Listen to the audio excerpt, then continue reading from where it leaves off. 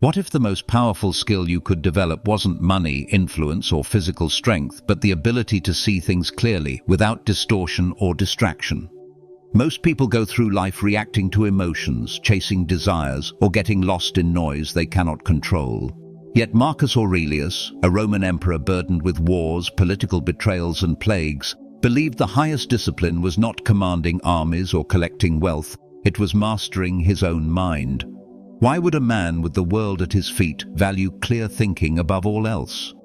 That is the question we're going to explore, and the answer may change the way you approach every decision you make. Marcus Aurelius was more than a ruler. He was a man who carried the weight of an empire on his shoulders while quietly seeking wisdom in solitude. Born in 121 AD into a family of status and influence, he was groomed to lead, but unlike many of his contemporaries, he was drawn not to power or luxury, but to philosophy. From a young age, he studied under Stoic teachers who emphasized reason, virtue, and self-discipline. These lessons were not abstract ideals to him. They became tools for living well amidst the chaos of life. When he ascended to the throne, Marcus faced challenges few could imagine. Rome was vast, its borders threatened by invading tribes, and its cities riven with political intrigue and corruption. Disease spread, people suffered, and every decision he made carried consequences for millions. Yet he never allowed the weight of these pressures to cloud his judgment. Instead, he turned inward, using philosophy as a guide and a safeguard. His personal reflections were recorded in what we now call Meditations, a book never intended for anyone else's eyes. It was his private journal, a space where he disciplined his thoughts, examined his reactions, and reminded himself of what truly mattered. Through these writings, we glimpse a man determined to govern not just an empire, but his own mind. Marcus Aurelius shows us that even amidst turmoil and responsibility, the clarity of thought is not only possible, it is essential. Understanding who he was and how he lived gives us the first key to why clear thinking became his greatest discipline. Life in Rome during Marcus Aurelius's reign was far from serene. The empire was enormous, stretching from the deserts of Africa to the forests of Germania, and maintaining control over such a vast territory was a constant struggle. Armies were needed on multiple frontiers, rebellions flared unpredictably, and political rivals vied for influence at court. Beyond the battlefield, the empire faced internal turmoil, corruption among officials, intrigue in the Senate, and the ever-present threat of betrayal. Even a small misstep could ripple into disaster, affecting thousands or even millions of lives. Adding to these pressures, Marcus lived through periods of plague that ravaged cities and decimated armies. Disease did not discriminate. It struck both rulers and citizens alike.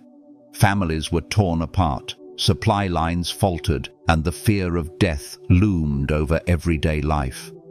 The uncertainty and suffering around him could have easily consumed anyone's mind, leaving them paralyzed by anxiety or overwhelmed by emotion. Yet Marcus Aurelius did not succumb to the chaos. He recognized that the world itself was unpredictable and often harsh, but he understood that his mind could remain a place of order if he trained it carefully. Instead of reacting impulsively to external events, he cultivated the discipline to observe, assess, and respond with reason. This was not a denial of reality or detachment from the suffering around him. It was a conscious choice to maintain clarity, to see things as they were rather than as his fears or desires distorted them. In a world rife with turbulence, clear thinking became his anchor, allowing him to navigate challenges with calm and purpose. When Marcus Aurelius wrote about clear thinking, he did not mean clever arguments or abstract theories. For him, it was the ability to see reality without being clouded by the storms of emotion or the illusions of desire. Clear thinking meant cutting through the noise of opinions, fears, and temptations to recognize what is true, what is within our control, and what deserves our energy. It was a kind of inner vision, a way of looking at the world without distortion. The Stoics taught that the human mind is like a lens.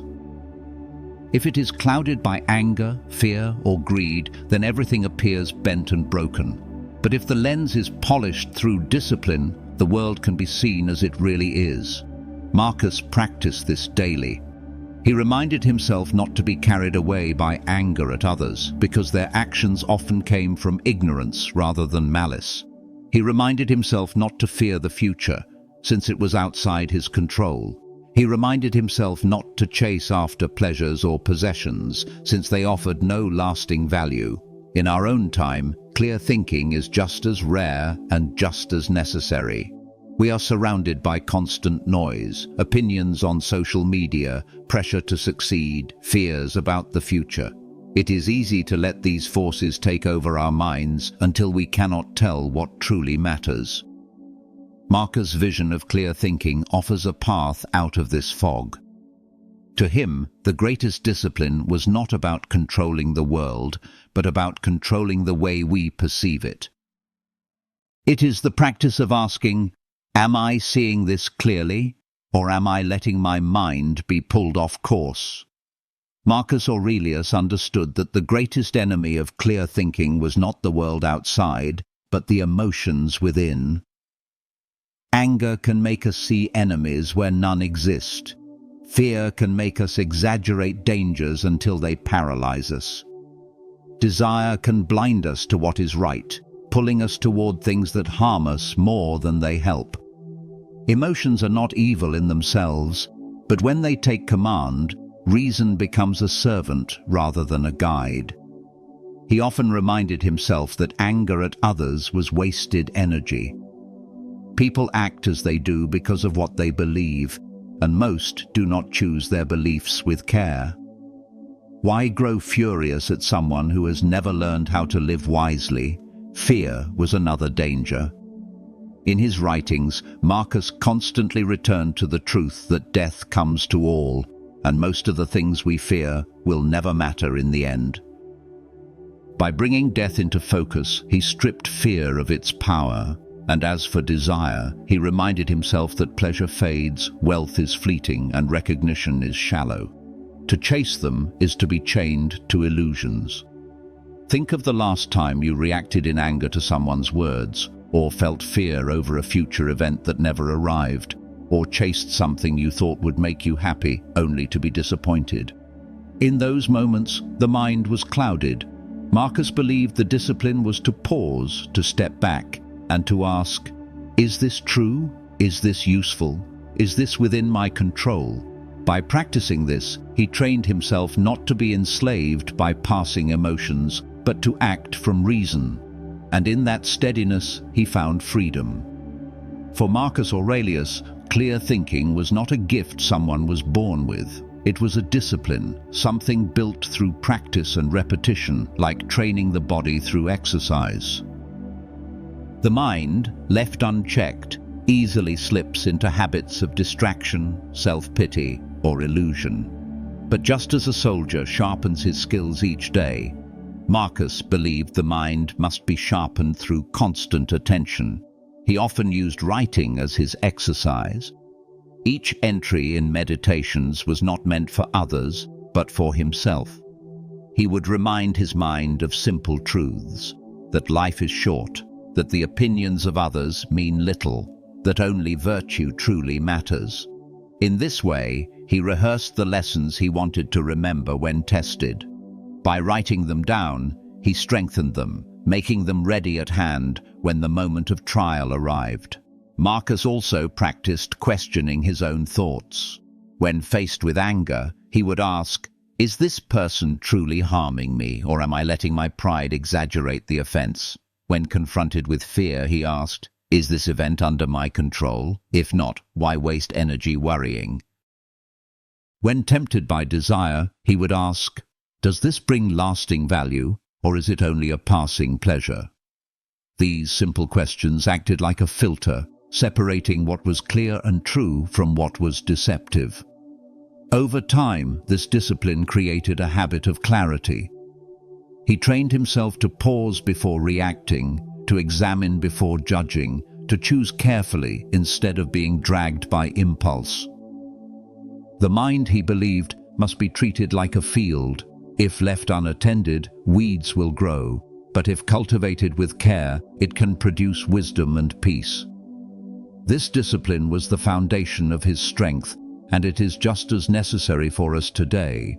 Most rulers in Rome chased after pleasure, glory, or power. The empire was filled with men who believed their position gave them the right to indulge every desire. Banquets, conquests, and monuments were their way of proving greatness. Marcus Aurelius was different. He stood at the very peak of authority, with more wealth and control than nearly anyone in history, and yet he chose a path that was quiet, restrained, and inward. He turned to philosophy, not as decoration for his speeches, but as a compass to guide his every decision. From his teachers, he learned that philosophy was not about lofty arguments, but about how to live well.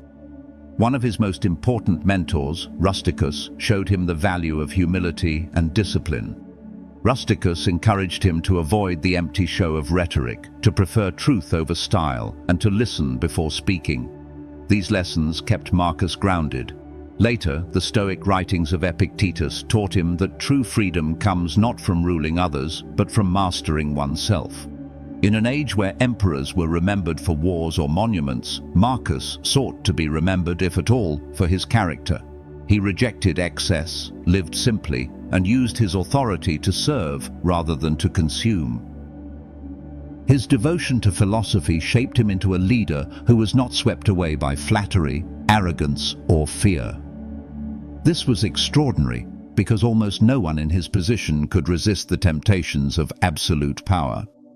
Marcus Aurelius shows that even in the most corrupting role on earth, the mind can remain steady if it is trained by reason. His choice of philosophy over indulgence revealed why clear thinking was not just helpful but essential. It was the safeguard that allowed him to rule himself before ruling Rome. Why do we so often fail to think clearly? Marcus Aurelius wrestled with this same question, and his reflections reveal obstacles that are as familiar today as they were in ancient Rome. The first enemy is distraction. Human beings are easily pulled away from what matters by noise and novelty. In Marcus's time, it was the constant chatter of the Senate, the rumors of the streets, or the endless concerns of managing an empire. In our time, it is the pull of notifications, endless news, and the opinions of strangers online. Distraction scatters the mind until it no longer sees the whole picture. Another obstacle is ego. Pride pushes us to defend our image rather than pursue the truth. Marcus faced senators who praised him to gain favor, generals who boasted of victories, and citizens who looked to him as a godlike figure. He knew that flattery and status were dangerous because they fed the ego, making it harder to remain grounded. He reminded himself that he was just a man, subject to sickness, aging, and death like anyone else. By reducing his own sense of importance, he cleared the fog of self-deception. Bias and fear also cloud thought.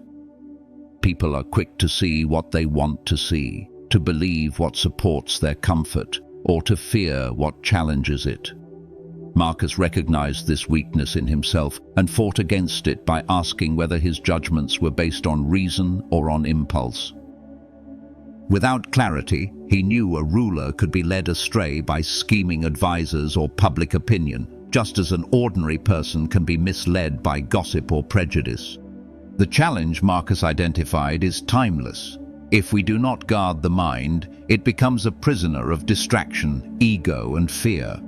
Clear thinking is rare because it demands constant honesty with oneself, and honesty is something most people quietly avoid.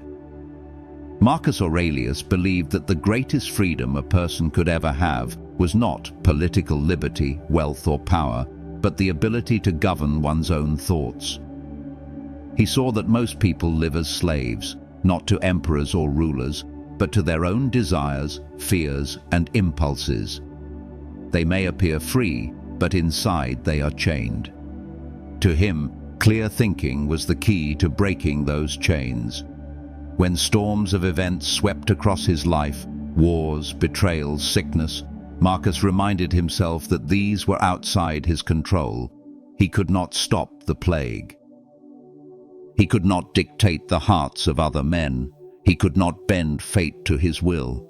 But he could control how he thought about these things, how he judged them, and how he chose to respond. That was his inner kingdom, one no enemy could invade.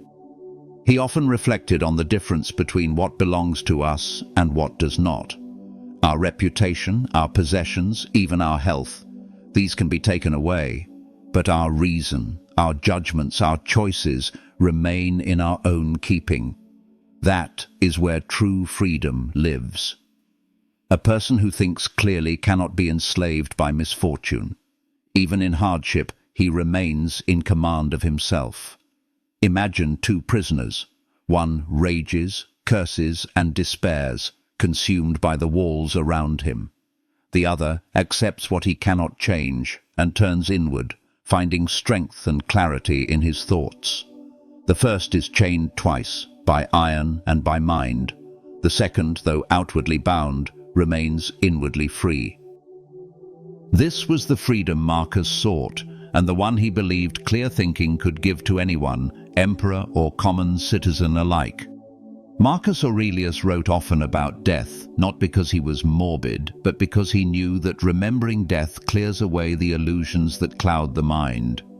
When we forget that life is short, we waste it chasing trivial things. We argue over insults, we cling to possessions, we obsess about recognition.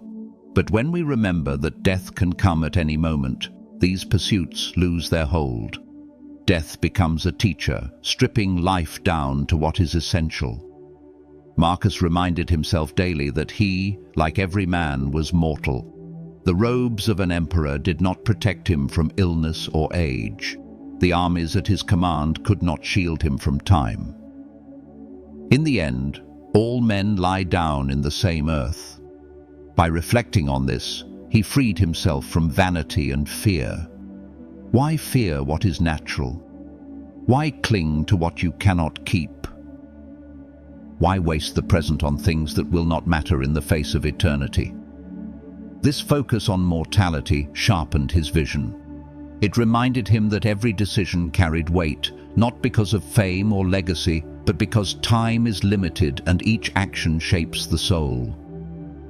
Death gave clarity by teaching him to value virtue over wealth, justice over comfort, wisdom over approval. For us, the same truth applies. Think of the last worry that consumed you. Did it matter in the scale of a lifetime? Would it matter at the hour of your death? Most likely not. Clear thinking comes when we strip away what is temporary and fragile, and when we place our attention on what will endure beyond the grave, our character, our actions, and the truth we leave behind. Marcus Aurelius did not rely on theory alone to discipline his mind. He built a daily practice that trained his thoughts the way an athlete trains his body. His main tool was reflection, and he used writing as the instrument to shape clarity. Meditations was not a book meant for readers, but a notebook where he could confront his own weaknesses, remind himself of truths, and prepare his soul for the trials ahead. Each page was like a mirror where he could examine his thinking honestly and without pretense. He wrote in simple language, often repeating the same lessons again and again. To some this might seem redundant, but repetition was the point. He understood that the mind easily forgets wisdom under pressure. By reminding himself daily that life is fleeting, that anger is destructive, and that virtue is the only lasting good, he created grooves in his thinking. In moments of crisis, these reminders would surface naturally, giving him the strength to remain calm and act with reason. This practice of reflection was not unique to Marcus, but he showed how powerful it could be when applied consistently, even by the most burdened of men. Journaling for him was a kind of mental cleansing, a way to separate truth from illusion, to set aside what he could not control, and to direct his attention toward what truly mattered. For us, the lesson is clear. Writing down our thoughts, whether fears, frustrations, or hopes, can reveal patterns we do not see in the noise of our own minds. It helps us catch distortions before they grow. It steadies the emotions and clarifies the choices before us. Reflection is not merely looking backward. It is preparing the mind to meet life with steadiness and strength. Marcus Aurelius lived at the center of power, a position where temptation was constant and corruption was easy. As emperor, no one could overrule his decisions, no one could deny him pleasures, and no one could question his authority. This kind of power has broken countless rulers throughout history, turning them into tyrants who served themselves rather than their people. Marcus understood that the greater the power, the greater the need for restraint. Without clear thinking, he too could have been consumed by arrogance or indulgence. In his private writings, he reminded himself never to let the purple robe of the emperor deceive him into believing he was more than a man. He wrote that both slave and king return to the same dust, and that praise from the crowd is as fleeting as smoke. These reminders were not grand declarations for others to admire. They were necessary shields against the corrupting force of absolute power. By practicing clarity, Marcus resisted the temptations of ego. He avoided extravagance, chose to live simply, and sought justice over personal comfort. He did not allow his position to free him from discipline, but instead saw it as a reason to deepen it. For if the ruler cannot control himself, how can he hope to rule others justly? His example teaches us that power, whether great or small, reveals the true state of a person's mind. When given authority over a team, a household, or even just our own choices, do we let pride and selfishness guide us, or do we govern with clarity and reason? Marcus Aurelius proved that even the most powerful man on earth must submit himself to the discipline of clear thinking, or else risk being enslaved by his own desires. Marcus Aurelius spent much of his reign at war, facing enemies on the empire's borders and betrayal within its walls. Conflict was a constant companion, yet he rarely allowed it to disturb his inner balance. His writings reveal that he saw conflict not only as an external struggle, but also as an opportunity to practice his discipline of clear thinking. While others might react with rage, despair, or cruelty, Marcus reminded himself to stay anchored in reason.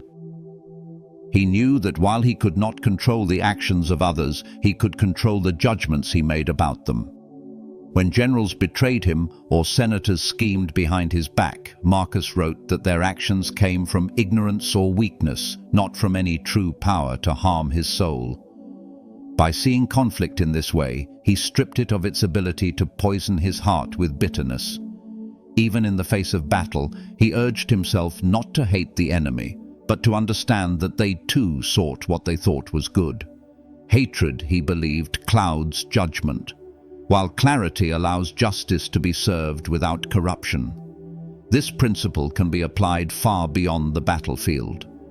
In everyday life, we face conflicts in the form of insults, arguments, or disagreements. The instinct is to react sharply, to defend pride, or to wound in return. But Marcus shows another path: to pause, to consider the truth of the situation, and to respond with reason rather than impulse. Clear thinking in conflict does not mean weakness, it means strength under control. It transforms confrontation from chaos into a chance to act with wisdom. In this way, Marcus Aurelius showed that the greatest victory is not over others, but over the turmoil within oneself. For Marcus Aurelius, everything came back to the mind. Wealth could be stolen, armies could be defeated, health could vanish overnight, but the state of one's thoughts remained the one true possession.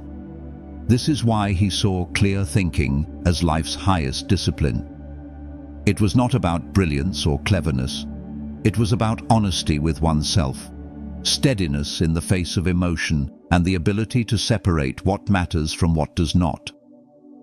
Without that discipline, even an emperor could be enslaved by fear, anger, or desire. With it, even an ordinary person could live with freedom and dignity. He wrote again and again that nothing outside of the mind can truly harm us. Fortune may change, the world may collapse, but the way we judge events determines whether we stand firm or fall. Clear thinking is what allows a person to remain calm when others panic, to act with justice when others act from selfishness, and to hold to truth when lies surround them. It is the foundation of virtue, because without clarity, courage becomes recklessness, justice becomes bias, and self-control becomes mere stubbornness. Marcus knew that life would always test him. He did not hope for an easy path, but for the strength to walk whatever path lay ahead. That strength came from governing his thoughts. He believed this was the greatest human task, more important than ruling cities or winning battles. For if the mind is steady, then no storm can break it. This is the heart of Stoicism, not the absence of difficulty, but the clarity to meet difficulty with reason. Clear thinking was, for Marcus Aurelius, the discipline that made every other virtue possible, and the one discipline no person can afford to ignore. If you want to keep exploring the wisdom of Marcus Aurelius and the Stoics, watch the next video where we uncover another timeless lesson from his meditations.